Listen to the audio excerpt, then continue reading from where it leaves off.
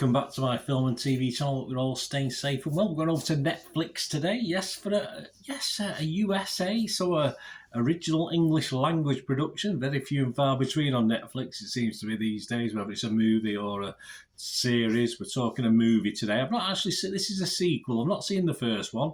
I must have missed it. Will I go back and watch it? Possibly not. Well, apart from the two main characters who I quite like, but if the story's anything like this one, I probably would give it a miss. Yes, we're going to have a look at something called Murder Mystery 2 today. Please, if you are new to the channel, push that subscribe button, push the bell notifications. It's great to have you on board. Everything film and TV, information, blogs, reviews, the odd quiz thrown in from now and again on special occasions, etc., etc.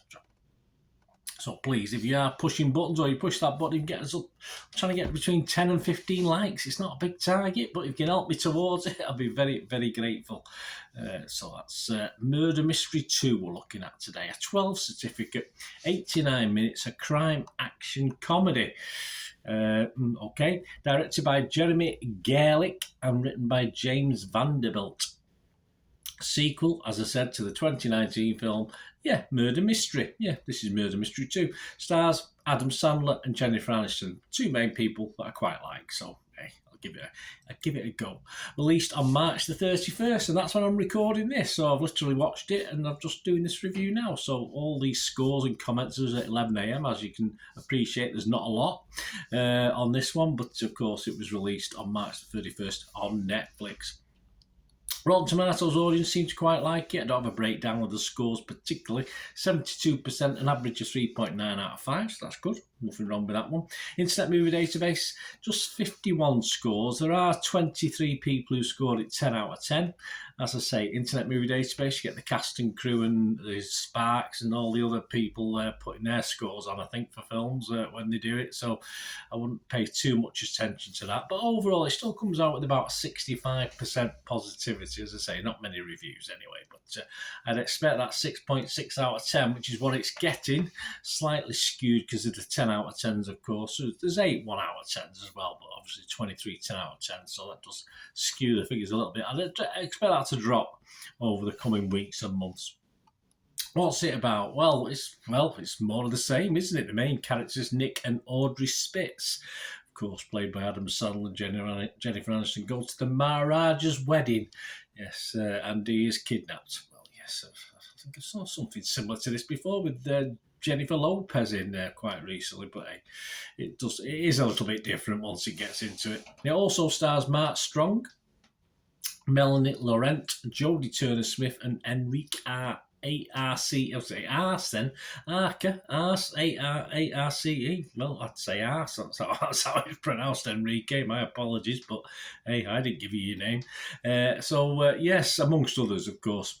What about the critics? The critics, well, there's not a lot of critics. Rotten Tomatoes, just 6. Not any of the main guys either, the top critics, if you like. But we've got a 5.5 out of 10 average. Okay, 4 fresh, that's all right, and 2 rotten.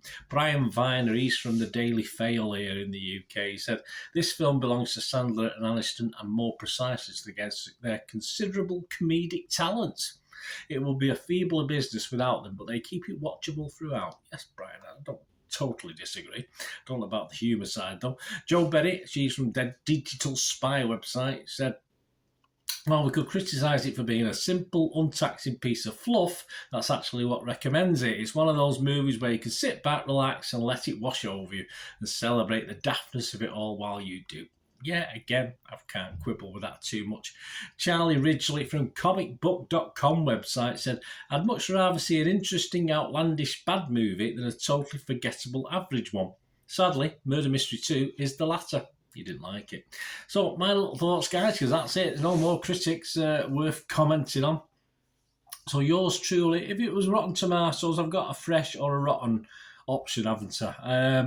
There's no in between.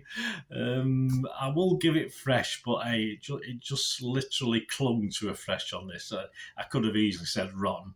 On Metascore, I'd give it a mixed review. You get positive, mixed, and negative. On Metacritic, Metascore, so I'll give it a mixed. And Internet Movie Database, I'd have to give it a 5 out of 10. Why would I give it a 5 out of 10?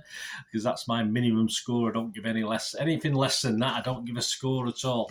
I do like Adam Sandler, as I said. I do like Jennifer Aniston.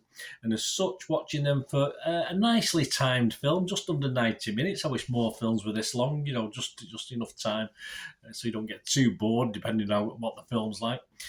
So yeah, those two, Aniston and Sandler, for me, sort of make it watchable. It's classed as a crime drama comedy. There's a crime or two, so that's quite correct. There is action, so that's quite correct. But comedy, very dubious. Very dubious. I don't think I actually laughed. I might have smiled a couple of times, but it could have been wind. I'm not too sure. But yeah, forget the comedy. It's throwaway stuff. And what I like about this is I could do other things whilst watching it, which is, I said, that lady there said about you just turn your brain off and sit back and enjoy. I could sort of go on my phone and type up a couple of reports and stuff like this. So that's always a bonus if we can watch a film and actually do some work as well. Good films and very good films don't allow me to do this, so it's quite good. And the other positive, I didn't get even though it is poor, I do normally turn something off and go on to something else if it's that bad. But at least I didn't turn it off because, as I said, mainly because I think the two main guys in it, and that's also a plus point. It's on Netflix, which I already paid for. So yeah, another tick, and it's in original English, as I said, unlike most of the stuff on Netflix, and not just Netflix, Amazon as well, Amazon Prime these days. It's at least in its original English, not in dubbed English. So again, that's a plus point. Mark Strong said there is only one thing he hates more than witnesses in this film, and that's the French. Well, there you go. There's another plus point for the film. So that's why, yes, that's basically why it's scraped a 5 out of 10. I'm not going to apologise for that. That's how it is. That's how I feel anyway. So there you go. It's got a 5 out of 10. I can't really say much more about it.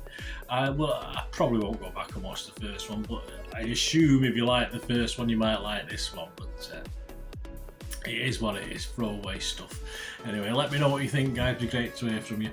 And please, until we meet again, I only ask one thing, don't I? Please stay safe, everyone. Bye for now.